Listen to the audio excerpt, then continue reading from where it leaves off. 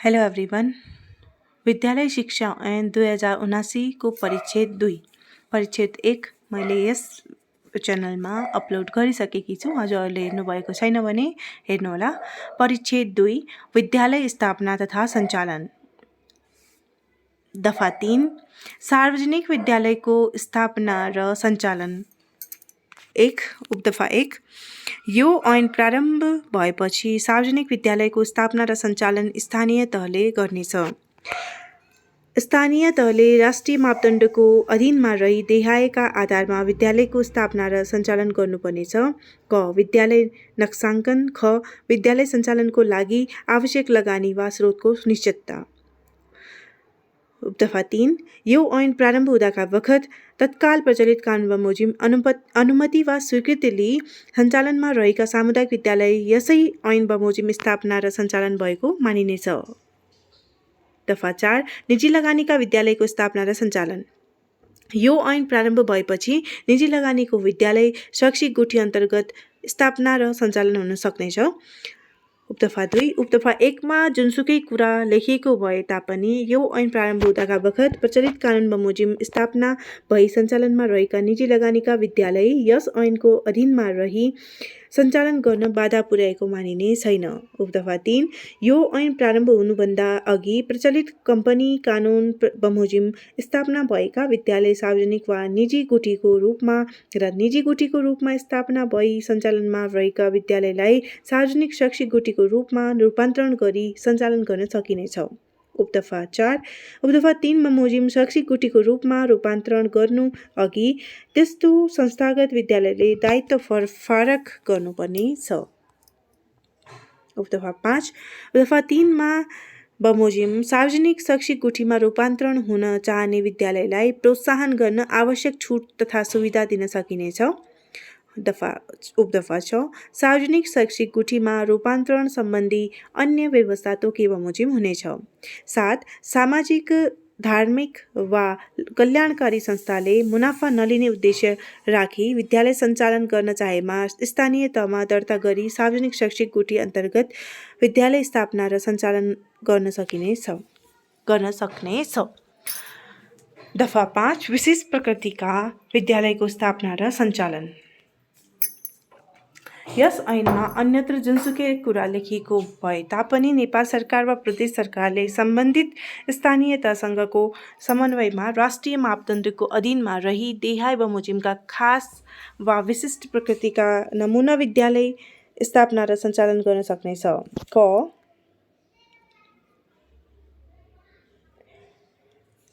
अपाङ्गता भएका बालबालिकाका लागि विशेष वा स्रोत कक्षा सहितका विद्यालय। ख भौगोलिक क्षेत्रमा मौसमी प्रतिकूलतालाई व्यवस्थापन गर्न वा मौसमी श्रम गर्ने अभिभावकका बालबालिकाको लागि घुम्ती विद्यालय। ग विद्यालयमा भर्ना भई नियमित रूपमा अध्ययन गर्न नसक्ने बालबालिका र खास उमेर समूहका व्यक्तिका लागि खुल्ला तथा प्रौढ विद्यालय। दफा 6 विद्यालय स्थापना तथा कक्षा थपको अनुमति। यो ऐन र राष्ट्रिय मापदण्डको अधीनतामा रही स्थानीय तहले स्थानीय कानुन बमोजिम विद्यालय सञ्चालनको अनुमति दिन सक्नेछ।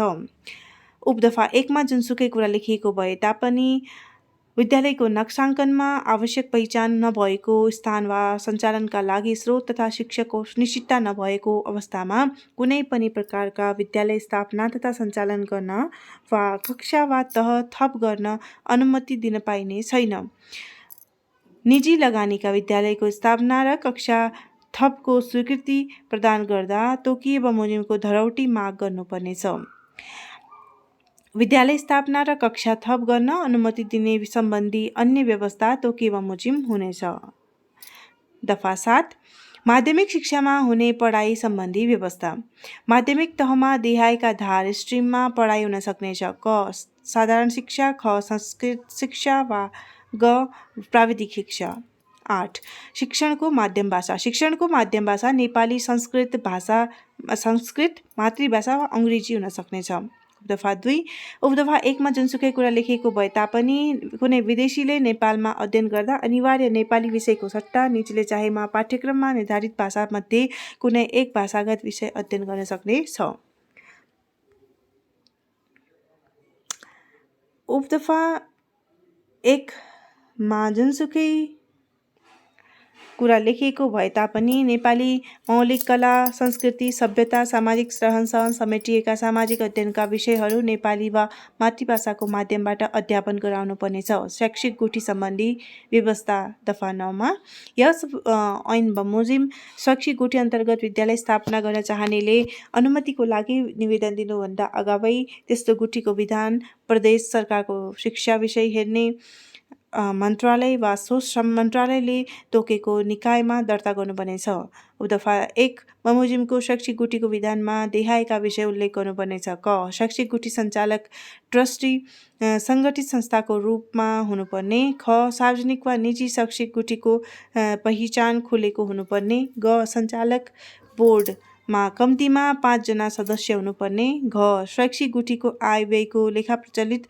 कानुन बमोजिम राख्ने तथा सोको लेखा परीक्षण मान्यता प्राप्त लेखा परीक्षकबाट हुने व्यवस्था गर्नुपर्ने। ङ सार्वजनिक शैक्षिक गुठीमा सञ्चालित विद्यालयको सम्पत्ति सार्वजनिक सम्पत्ति मानिने र उक्त विद्यालय बन्द भएमा सो सम्पत्ति सदा सार्वजनिक सम्पत्ति कायम हुने।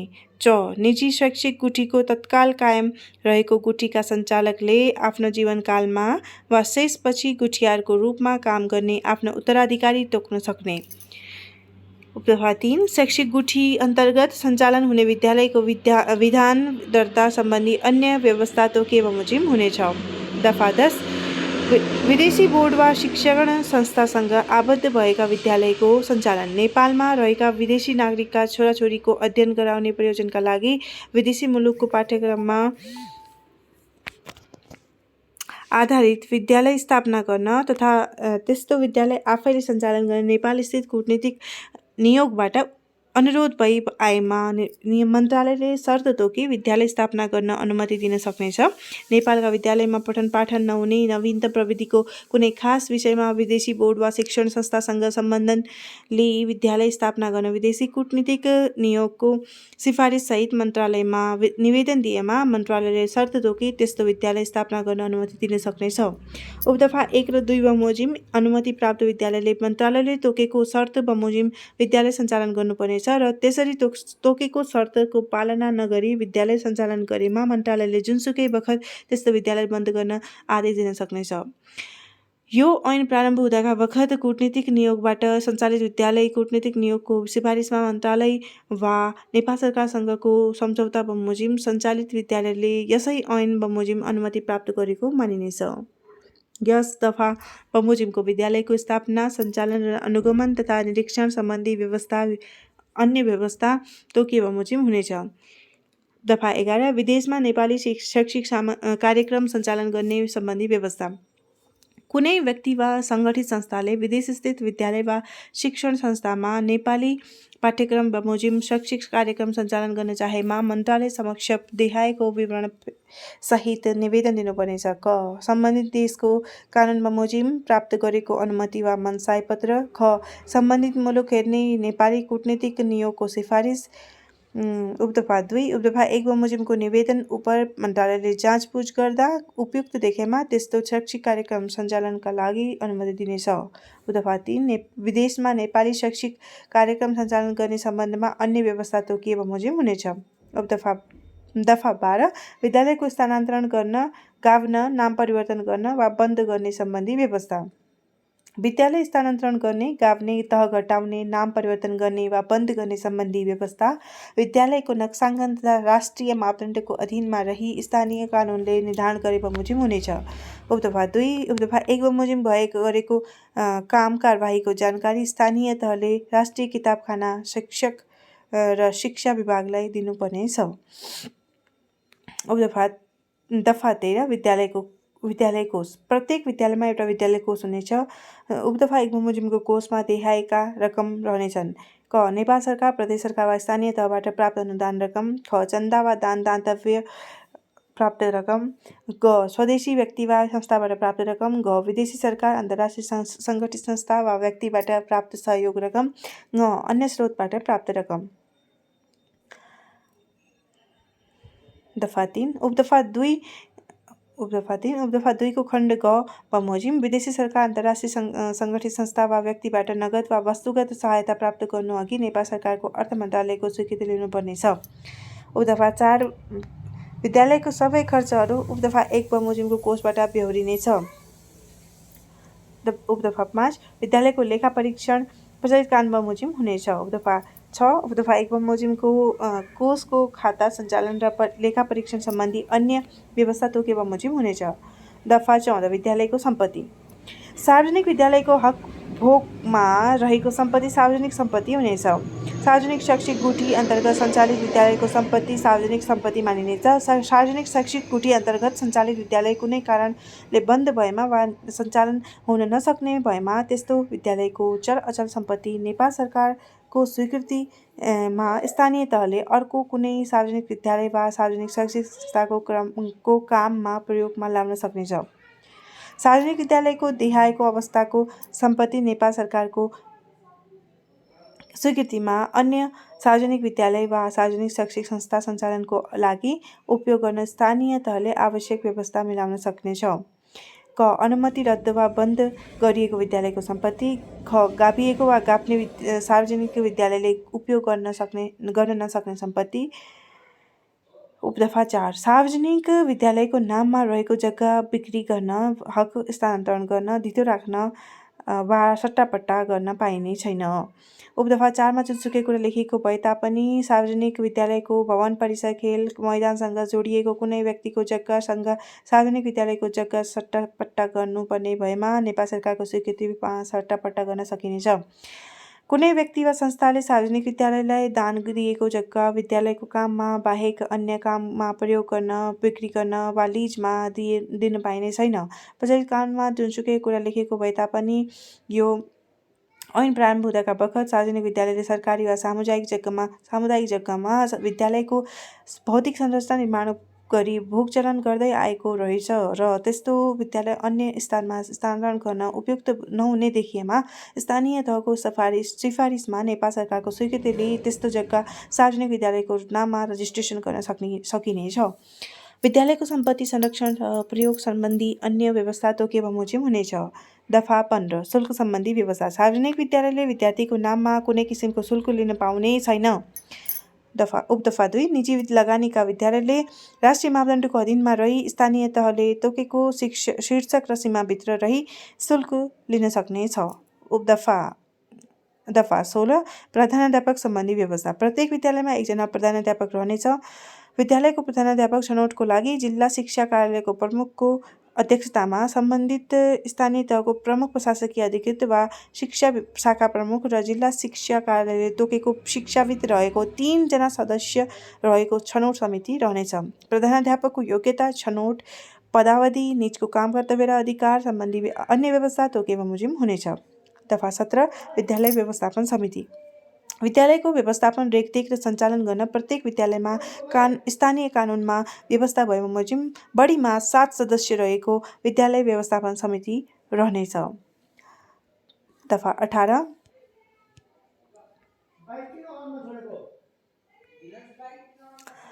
विद्यालयलाई रजिस्ट्रेसन गर्दा दिने छुट तथा सुविधा सार्वजनिक विद्यालय र सार्वजनिक शैक्षिक गुठीको रूपमा सञ्चालित विद्यालयको नाममा जुनसुकै लिखत पारित गर्दा रजिस्ट्रेसन दस्तुर लाग्ने छैन। उपदफा 1 बमोजिमको विद्यालय बाहेकका अन्य विद्यालयको नाममा कुनै लिखत पारित गर्दा प्रचलित कानुन बमोजिमको रजिस्ट्रेसन दस्तुर छुट दिन सकिनेछ। दफा 19 अनुमति रद्द गर्ने विद्यालयले यो ऐन वा यस ऐन अन्तर्गत बनेको नियम विपरीत कुनै काम गरेमा स्थानीय तहले त्यस्तो विद्यालयको अनुमति रद्द गर्न सक्नेछ। तर त्यसरी अनुमति रद्द गर्नु अघि सम्बन्धित विद्यालयलाई सफाई पेश गर्ने मनासिब मौका दिनुपर्नेछ। दफा 20 प्रारम्भिक बाल विकास केन्द्र सम्बन्धी व्यवस्था स्थानीय तहले विद्यालय वा समुदायमा प्रारम्भिक बाल विकास केन्द्र सञ्चालन गर्न अनुमति दिन सक्नेछ। यो ऐन प्रारम्भ हुनु अघि सञ्चालनमा रहेका प्रारम्भिक बाल विकास केन्द्रलाई सम्बन्धित स्थानीय तहले प्रत्येक विद्यालयमा त्यस्तो एउटा केन्द्र रहने गरी समायोजन तथा पुनर्वितरण गर्न सक्नेछ। प्रारम्भिक बाल विकास केन्द्र सम्बन्धी अन्य व्यवस्था स्थानीय कानुन बमोजिम हुनेछ। दफा 21 शिक्षा विभाग विद्यालय शिक्षाको राष्ट्रिय नीति, योजना र मापदण्ड कार्यान्वयन गर्न वा गराउन मन्त्रालय अन्तर्गत शिक्षा विभाग रहनेछ। शिक्षा विभागको प्रमुखको रूपमा महानिर्देशक रहनेछ। विभागको काम कर्तव्य र अधिकार सम्बन्धी अन्य व्यवस्था तोके बमोजिम हुनेछ। दफा 22 जिल्ला शिक्षा कार्यालय। प्रत्येक जिल्लामा जिल्ला शिक्षा कार्यालय रहनेछ। जिल्ला शिक्षा कार्यालयको काम र कर्तव्य देहाय बमोजिम हुनेछ। विद्यालयको शैक्षिक गुणस्तर अभिवृद्धि गर्ने। ख. विद्यालय नक्साङ्कन सम्बन्धी काम गर्ने। ग. विद्यार्थीको सिकाइ उपलब्धिको मूल्याङ्कन सम्बन्धी कार्यको सहजीकरण गर्ने। घ. जिल्लाको शैक्षिक तथ्याङ्क सङ्कलन गर्ने। ङ. विद्यालय शिक्षामा कार्यरत शिक्षक तथा अन्य जनशक्तिको क्षमता विकास सम्बन्धी कार्य गर्ने। च. विद्यालय शिक्षा सम्बन्धी समन्वय गर्ने। छ. सार्वजनिक विद्यालयको सम्पत्तिको अभिलेख राख्ने। ज. नेपाल सरकार, प्रदेश सरकार, बोर्ड र आयोगले तोकेका कार्य गर्ने। उपदफा 3 जिल्ला शिक्षा कार्यालयमा सङ्घीय निजामती सेवाको कर्मचारी रहनेछन्। उपदफा 4 उपदफा 1 बमोजिमको काम कारबाही गर्दा जिल्ला शिक्षा कार्यालयले प्रदेश सरकारको शिक्षा हेर्ने मन्त्रालयसँग समन्वय गर्नुपर्ने छ। Thank you. परिच्छेद 3 नेक्स्ट भिडियोमा हेर्नुहोला। Thank you so much.